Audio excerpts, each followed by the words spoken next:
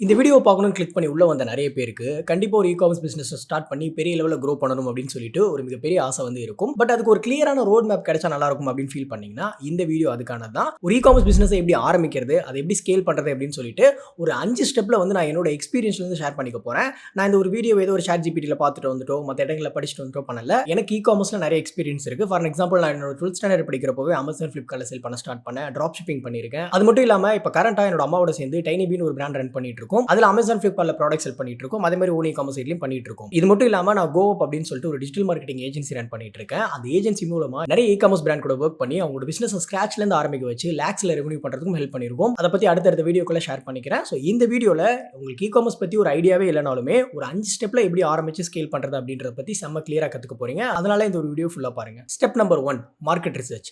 நீங்க என்ன பிசினஸ் பண்ண போறீங்கனாலுமே ஃபர்ஸ்ட் ஸ்டெப் நீங்க பண்ண வேண்டியது ரிசர்ச். முக்கியமா மார்க்கெட் ரிசர்ச். ஃபார் எக்ஸாம்பிள் நீங்க ஒரு இ-காமர்ஸ் பிசினஸ் பண்ண போறீங்கன்னா உங்களுக்கு ஒரு ப்ராடக்ட் வேணும். ஸோ அந்த ப்ராடக்ட்டை கண்டுபிடிக்கிறதுக்கு முன்னாடி அந்த ப்ராடக்ட்டோட கேட்டகரி கண்டுபிடிக்கணும். ஃபார் எக்ஸாம்பிள் கிளாத்திங்காக இருக்கலாம், இல்லை ஃபுட் ப்ராடக்ட்ஸாக இருக்கலாம், இல்லை ஸ்கின் கேர் ப்ராடக்டாக இருக்கலாம். இப்படி எந்த ப்ராடக்டாக இருந்தாலும் அந்த ப்ராடக்ட்டுடைய மார்க்கெட் டிமாண்ட், அந்த ப்ராடக்ட்டுக்கு உண்மையிலேயே மார்க்கெட்டில் டிமாண்ட் இருக்கா அப்படின்றத நீங்கள் கண்டுபிடிக்கணும். அதாவது நீங்கள் பண்ண வேண்டிய முக்கியமான ஸ்டெப் ஃபர்ஸ்ட் கேட்டகரியை கண்டுபிடிக்கணும். நீங்கள் என்ன கேட்டகரி ஆஃப் ப்ராடக்ட் செல் பண்ண போறீங்கன்னு. நிறைய பேர் வந்து மல்டிபிள் கேட்டகரிஸ் பண்ணலாம். பட் அட்வைசபிள் வே என்ன அப்படின்னா நீங்கள் ஆரம்பிக்கும் பொழுது 1 or 2 கேட்டகரி மட்டும் வச்சு பண்ணிட்டு போக போக உங்களோட பிசினஸ் ஸ்கேல் பண்ணலாம். அதுக்கு ஃபர்ஸ்ட் ஸ்டெப் நீங்கள் பண்ண வேண்டியது மார்க்கெட் ரிசர்ச். அதுக்கு என்ன பண்ணலாம்? First thing brain storm. அதாவது ஒரு பிசினஸ் ஓனரா இல்லாம ஒரு காமன் மேனா நம்ம எந்தெந்த ப்ராடக்ட்ல அதிகமா தேவை இருக்கும், எந்தெந்த ப்ராடக்ட்ல ஃப்ரீக்வெண்டா வாங்குறோம் அப்படின்னு சொல்லிட்டு ஃபர்ஸ்ட் நம்ம திங்க் பண்ணணும். ரெண்டாவது நிறைய டூல்ஸ் இருக்கு. For example ChatGPT and Google மாதிரியான விஷயங்களை யூஸ் பண்ணி எந்த ப்ராடக்ட்ஸ்க்கு எந்த ப்ராடக்ட்டோட கேட்டகரிக்கு நிறைய டிமாண்ட் இருக்குன்னு கண்டுபிடிக்கலாம். அதே மாதிரி இன்னொரு முக்கியமான டூல் என்ன யூஸ் பண்ணலாம்னா Helium 10 அப்படின்னு ஒரு டூல் இருக்கு. இந்த டூலை யூஸ் பண்ணி Amazon Flipkartல எந்த ப்ராடக்ட்ஸ் நிறைய செல் ஆயிட்டு இருக்கு, எவ்வளவு குவாண்டிட்டியில செல் ஆயிட்டு இருக்கு அப்படின்ற விஷயங்களை ஃபைண்ட் பண்ணிக்கலாம். அந்த டூலை பத்தி கொஞ்சம் தேடி பாருங்க. வேணும்னா அந்த டூலை பத்தியுமே நான் வீடியோ வந்து பண்றேன். அண்ட் இன்னொரு முக்கியமான ஆப்ஷன் Amazon Flipkartல எந்தெந்த ப்ராடக்ட்ஸ்லாம் டாப் செல்லிங்ல இருக்கு, எந்த கேட்டகரியில டாப் செல்லிங்ல இருக்கு அப்படின்னு சொல்லிட்டு இப்போ நான் சொன்ன மெத்தட்ஸ் எல்லாம் யூஸ் பண்ணி நீங்க ஃபர்ஸ்ட் வந்து மார்க்கெட் ரிசர்ச் பண்ணணும். இது மட்டும் இல்லாம நீங்க ஒரு ப்ராடக்ட்டையோ ஒரு கேட்டகரியோ செலக்ட் பண்ணிட்டீங்கன்னா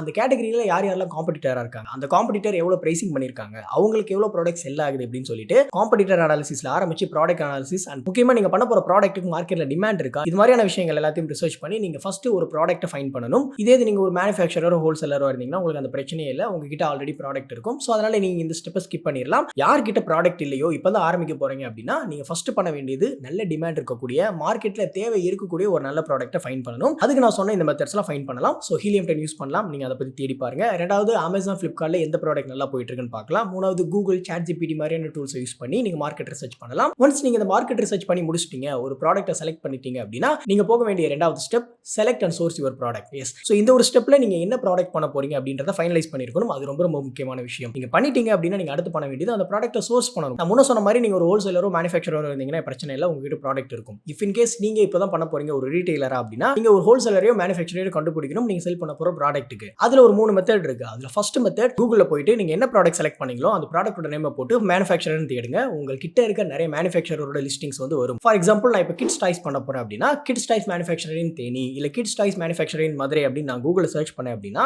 நிறைய மேனுஃபேக்சரோட டீடைல் வரும். ஸோ நீங்க அவங்க கிட்ட எல்லாம் பேசலாம். உங்ககிட்ட இருந்தா நேர்ல போயிட்டு அவங்க கிட்ட என்கொயரி பண்ணலாம். ஏன்னா எல்லா விஷயங்களையுமே போன்லயே பேசி டீல் பண்ணிட முடியாது. ஏன்னா நம்ம இப்போ ஆரம்பிக்கிறப்போ பல்கான குவான்டிட்டியில வாங்க முடியாது. நம்ம அவங்க கிட்ட கன்வின்ஸ் பண்ணி கொஞ்சம் குவான்டிட்டியில தான் வாங்கணும். ஸோ இது முக்கியமான விஷயம். நீங்க எந்த ப்ராடக்ட் செலக்ட் பண்ணாலும் சரி எடுத்தோடனே 100 குவான்டிட்டி 200 குவான்டிட்டி வாங்கிடாதீங்க. என்னோட அட்வைஸ் என்ன அப்படின்னா என்னோட எக்ஸ்பீரியன்ஸ்ல இருந்து சொல்ற முக்கியமான விஷயம், நீங்க ஒரு ப்ராடக்ட் செலக்ட் பண்ணிட்டீங்கன்னா ஆரம்பத்தில் ஒரு 10 இருந்து 20 குவான்டிட்டி மட்டும் வாங்குங்க. அப்படி வாங்கினாதான் அந்த ப்ராடக்ட் நல்லா போகுதா இல்லையான்னு ஃபைன் பண்ணி அதுக்கப்புறம் அந்த ப்ராடக்ட்ல நிறைய குவான்டிட்டி இன்க்ரீஸ் பண்ணலாம். அதே மாதிரி ஒரே ஒரு ப்ராடக்ட் மட்டும் செலக்ட் பண்ணாதீங்க. ஃபார் எக்ஸாம்பிள் நீங்க கிட்ஸ் டாய்ஸ்னு ஒரு கேட்டகரி செலக்ட் பண்ணிட்டீங்கன்னா ஒரு 5-6 வெரைட்டி ஆஃப் ப்ராடக்ட்ஸ் ஒரு 5 குவான்டிட்டி இல்ல 10 குவான்டிட்டியில வாங்கலாம். அப்படி இருக்கப்போ உங்ககிட்ட ப்ராடக்ட்ஸும் நிறைய இருக்கும். அந்த ப்ராடக்ட்ல எல்லாமே நல்லா போகாது. பட் அது எந்த ப்ராடக்ட் நல்லா போகுதோ அது மாதிரியான ப்ராடக்ட்டும் சரி அதே ப்ராடக்ட்டும் நீங்க அதிகமான குவான்டிட்டியில ஸ்டாக் பண்ணலாம். அதனால எடுத்தோடனே ஒரே ப்ராடக்ட்ல ஏகப்பட்ட குவான்டிட்டியை வாங்கி வச்சுக்கிட்டு அது செல் ஆகல அப்படின்னா உங்களோட கேஷ் செம்மையா லாக் ஆயிரும். ஸோ இந்த ஒரு விஷயம் எனக்குமே நடந்திருக்கு. ஏன்னா நான் சில ப்ராடக்ட்ஸ்லாம் சூப்பரா போகும்னு சொல்லிட்டு 100 குவான்டிட்டி 150 குவான்டிட்டி வாங்கி வச்சுட்டு பட் அது ஒழுங்காவே போயிருக்காது. சில ப்ராடக்ட்லாம் கம்மியான குவான்டிட்டியில வாங்கியிருப்பேன், இதெல்லாம் நல்லா போகாதுன்னு. பட் அது சூப்பரா போயிட்டு இருக்கும் Amazon Flipkartலயோ இல்ல எங்களோட சைட்லயோ. ஸோ அப்போ நம்ம ஃபீல் பண்றதை விட்டுட்டு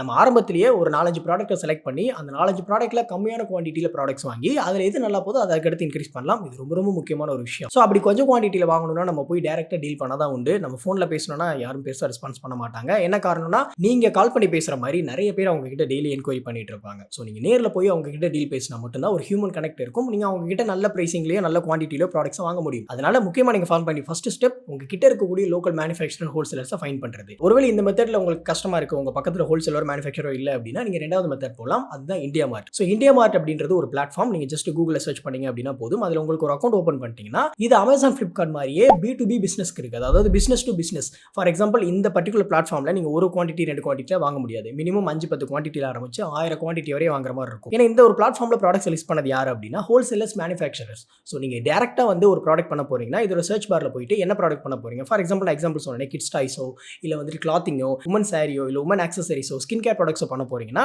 இதோட சர்ச் டேப்ல நீங்க வந்துட்டு என்ன ப்ராடக்ட், அதுக்கப்புறம் என்ன லொகேஷன்ல இருக்கக்கூடிய மேனுஃபேக்சரர், ஹோல்சேலரோட டீடைல் வேணுமோ அதை சர்ச் பண்ணீங்கன்னா அந்த பர்టిక్యులர் கேட்டகரியில ப்ராடக்ட்ஸ் பண்றவங்க அண்ட் அவங்களோட டீடைல் எல்லாமே கிடைக்கும். நான் முன்ன சொன்ன மாதிரி இந்த ஒரு பிளாட்ஃபார்ம்ல ப்ராடக்ட்ஸ் லிஸ்ட் பண்ணவங்க எல்லாருமே மேனுஃபேக்சரர்ஸ் அண்ட் ஹோல்சேலர்ஸ். ஸோ அதனால அவங்களோட டீடைல் உங்களுக்கு கிடைக்கும். ஸோ நீங்க அதை வச்சு அவங்க கிட்ட ப்ராடக்ட்ஸ் சோர்ஸ் பண்ணலாம். இது வந்து ரெண்டாவது மெத்தட். அண்ட் மூணாவது method just dial. So just டயலும் ஒரு பிளாட்ஃபார்ம். இதுலயுமே நிறைய பிசினஸஸ் அவங்களோட டீடைல் லிஸ்ட் பண்ணிருப்பாங்க.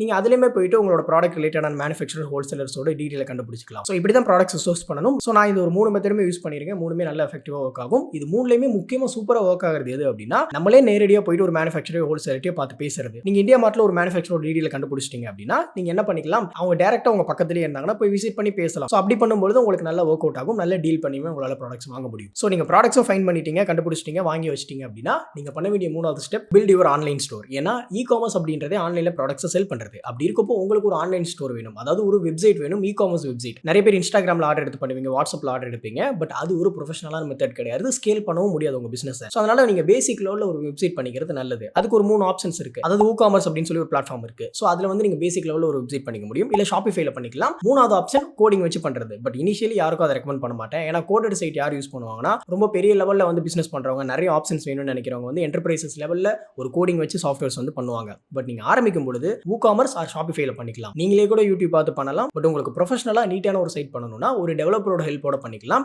மார்க்கெட் ரேட்ல பாத்தீங்கன்னா மினிமம் 15,000 ஆரம்பிச்சு ஒரு 35,000 40,000 உங்களால இந்த WooCommerce ஆர் Shopify யூஸ் பண்ணி ஒரு வெப்சைட்டை பண்ணிக்க முடியும். WooCommerce பேசிக் லெவல்ல இருக்கும். Shopify அப்படின்ற பிளாட்ஃபார்ம் யூஸ் பண்ணி வெப்சைட் பண்றீங்கன்னா கொஞ்சம் பிரீமியமா இருக்கும், பார்க்கவும் நல்லா இருக்கும். பட் அது கொஞ்சம் எக்ஸ்பென்சிவ். நீங்க மாசம் Shopifyக்கு வந்து ஒரு 2,000 கிட்ட பே பண்ற மாதிரி வரும். பட் நிறைய பெரிய பிராண்ட் Shopify தான் யூஸ் பண்ணுவாங்க. உங்களால அவ்வளவு அஃபோர்ட் பண்ண முடியலன்னா நீங்க WooCommerceல ஸ்டார்ட் பண்ணி ஒன்ஸ் பிசினஸ் நல்லா grow ஆக ஆரம்பிச்சதுக்கு அப்புறம் நீங்க Shopifyயோ இல்ல உங்களுக்குன்னு சொல்லிட்டு கோடட் வெப்சைட்டோ போய்க்கலாம். இஃப் இன் கேஸ் நீங்க பிசினஸ் ஆரம்பிக்கணும், உங்களுக்கான வெப்சைட் டிஜிட்டல் மார்க்கெட்டிங் ரெக்யர்மென்ட் இருந்தா எங்களோட GoUp Agency கான்டாக்ட் பண்ணலாம். ஏன்னா நாங்க எங்களோட ஏஜென்சி மூலமா இதுவரை நிறைய இ-காமர்ஸ் வெப்சைட்ஸ் டெவலப் பண்ணி கொடுத்திருக்கோம். அதை தான் நீங்க இப்போ டிஸ்பிளேல பார்த்துட்டு இருக்கீங்க. இஃப் இன் கேஸ் உங்களுக்கு ரெக்யர்மென்ட் இருந்ததுன்னா டிஸ்கிரிப்ஷன்ல எங்க ஏஜென்சியோட கான்டாக்ட் நம்பர் இருக்கு. நீங்க ரீச் பண்ணலாம். உங்களுக்கான நீட் அண்ட் கிளியரான வெப்சைட் பண்ணி தர நாங்க ரெடி. ஓகே, இப்போ வந்து நம்ம வெப்சைட் பண்ணணும் அப்படின்னு பார்த்தாச்சு. அதுக்கான மெத்தட்ஸும் பார்த்தாச்சு. இப்போ உங்களுக்குன்னு சொல்லிட்டு ஒரு ஆன்லைன் ஸ்டோரும் ரெடி பண்ணியாச்சு. அடுத்ததான் முக்கியமான ஸ்டெப், 4வது ஸ்டெப், அதுதான் மார்க்கெட்டிங். ஏன்னா உங்ககிட்ட ப்ராடக்ட் இருக்கு, ஒரு சைட் இருக்கு, அது யாருக்காச்சும் தெரிஞ்சாதான் அந்த சைட்ல வந்து ப்ராடக்ட் வாங்குவாங்க. அப்போ நீங்க என்ன பண்ணணும், மார்க்கெட்டிங் பண்ணணும். உங்க வெப்சைட்டுக்கு நிறைய டிராஃபிக்கையும் நிறைய யூசர்ஸையும் கொண்டு வரணும். இதுக்கு ஒரு 2 ஆப்ஷன் இருக்கு. ஒன்னு ஆர்கானிக், ரெண்டாவது பெய்டு. ஆர்கானிக் அப்படின்றது காசு செலவு பண்ணாம நம்ம ப்ராடக்ட்ஸ் மார்க்கெட் பண்றது. அதுக்கு முக்கியமா நீங்க என்ன பண்ணலாம் அப்படின்னா சோஷியல் மீடியால உங்க ப்ராடக்ட்ஸ் பத்தி வீடியோஸ் பண்ணலாம். நிறைய யூசர்ஸ் கிட்ட இருந்து ரிவ்யூ வாங்கி அதை போஸ்ட் பண்ணலாம். அண்ட் உங்க ப்ராடக்ட் பத்தி நிறைய கான்டென்ட் வந்து ஷேர் பண்ணலாம். ஸோ இது வந்து ஆர்கானிக் மெத்தட். பெய்டு அப்படின்றப்போ நீங்க சோஷியல் மீடியால ஆட்ஸ் ரன் ஆயிட்டு இருக்கும், பார்த்திருப்பீங்க, Facebook, Instagram. இது எல்லாமே மெட்டா ஆட்ஸ் அப்படின்னு சொல்லிட்டு ஒரு பிளாட்ஃபார்ம்ல இருந்து வருது. இதுக்கு உங்களுக்கு ஒரு மார்க்கெட்டரோட ஹெல்ப் வேணும், இல்ல நீங்களுமே லேர்ன் பண்ணணும்னா பண்ணிக்கலாம். அப்படி பண்ணும்போது ஆட் ரன் ஆகும். நீங்க பார்த்திருப்பீங்க, சில ப்ராடக்ட்டோட ஆட் ரன் ஆகும். பை நவ் லேர்ன் மோர் அப்படின்ற பட்டன்லாம் வந்திருக்கும் Instagram, Facebookல. ஸோ இந்த ஆட்ஸ் எல்லாமே மெட்டா ஆட்ஸ்ல இருந்து வருது.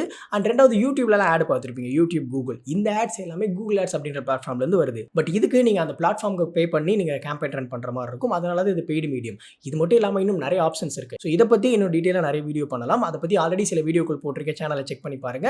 இன்னும் சில வீடியோக்களும் அடுத்தடுத்து போடலாம்னு இருக்கேன். அதே மாதிரி நீங்க பிசினஸ் பண்றீங்கன்னா உங்களுக்கு எப்படி கான்டென்ட் கிரியேஷன் பண்றது, வீடியோஸ் எப்படி பண்றது, ஒரு பிசினஸா என்ன மாதிரியான ஆப்ஷன்ஸ் எல்லாம் பண்ண முடியும் அப்படின்றத பத்தி ஒரு வீடியோ போட்டிருக்கேன். அந்த வீடியோட லிங்க் ஃபர்ஸ்ட் கமெண்ட்ல இருக்கு. இஃப் இன் கேஸ் இந்த வீடியோ பார்த்துட்டு டைம் இருந்தா அந்த வீடியோ செக் பண்ணி பாருங்க. ஸோ மார்க்கெட்டிங் பத்தியுமே எனக்கு அடுத்தடுத்து நிறைய வீடியோக்கள் போடுவேன். ஸோ அதுக்குமே ஸ்டே டியூன்டா இருங்க, சப்ஸ்கிரைப் பண்ணி வச்சுக்கோங்க. அண்ட் அடுத்து நீங்க பண்ண வேண்டிய 5வது ஸ்டெப் ஸ்கேலபிலிட்டி. உங்ககிட்ட ப்ராடக்ட் இருக்கும், அதுக்கு வெப்சைட் ரெடி பண்ணி சேல் பண்ணிட்டு இருக்கீங்க, மார்க்கெட்டிங் பண்ணி இப்போ ஓரளவு நல்லா போயிட்டு இருக்கு. இப்போ உங்க பிசினஸ் அடுத்த லெவல் கொண்டு போறது தான் ஸ்கேல் அப்படின்னு சொல்லுவாங்க. அதாவது ஸ்கேலபிலிட்டி. அதை ஒரு 3 விதமா பண்ணலாம். ஃபர்ஸ்ட் ப்ராடக்ட்ஸ்ல ஆல்ரெடி பண்ணிட்டு இருக்க ப்ராடக்ட் இல்லாம புது புது ப்ராடக்ட் ஆட் பண்ணலாம், இல்ல புது புது கேட்டகரிஸ் வந்து ஆட் பண்ணலாம். ஸோ இது வந்து ப்ராடக்ட்ல ஸ்கேல் பண்றது. ரெண்டாவது மார்க்கெட். ஸோ மார்க்கெட் லெவல் அப்படின்னாக்க புது புது ஆப்பர்ச்சுனிட்டிஸ்க்கு போகலாம். ஃபார் எக்ஸாம்பிள் நீங்க இப்போ ஒரே ஒரு ஊர்ல பண்றீங்க, தமிழ்நாட்டில் மட்டும் பண்றீங்கன்னா பக்கத்து ஸ்டேட்ல பண்ணலாம், இல்ல பக்கத்து ஸ்டேட்லாம் பண்றீங்கன்னா இந்தியா ஃபுல்லா பண்ணலாம், இல்ல இந்தியா ஃபுல்லாவும் பண்றீங்கன்னா வேர்ல்டு லெவல்ல பண்ண ட்ரை பண்ணலாம். இல்ல நீங்க ஆன்லைன் ஸ்டோரா மட்டும் இருக்கு, நீங்க ஒரு ஆஃப்லைன் ரீட்டைல் ஷாப், ஒரு ஆஃப்லைன் ஸ்டோர் வந்து போடலாம். அதுமே உங்க பிராண்டோட ட்ரஸ்ட்டை செமையா இன்க்ரீஸ் பண்ணும். ஸோ இது மாதிரியான விஷயங்கள் மூலமா மார்க்கெட் லெவல்ல வந்து ஸ்கேலபிலிட்டி பண்ணலாம். அண்ட் 3வது முக்கியமான விஷயம் சிஸ்டம்ஸ். அதாவது இப்போ இவ்வளவு நாளா நீங்க ஒரு ஆளோ 2 ஆளோ இல்ல 3 ஆளோ உங்க பிசினஸ் பண்ணிட்டு இருப்பீங்க. ஃபார் எக்ஸாம்பிள் பேக்கிங்ல ஆரம்பிச்சு மார்க்கெட்டிங் பண்றதுல இருந்து கஸ்டமர் கிட்ட பேசுறது வரைய.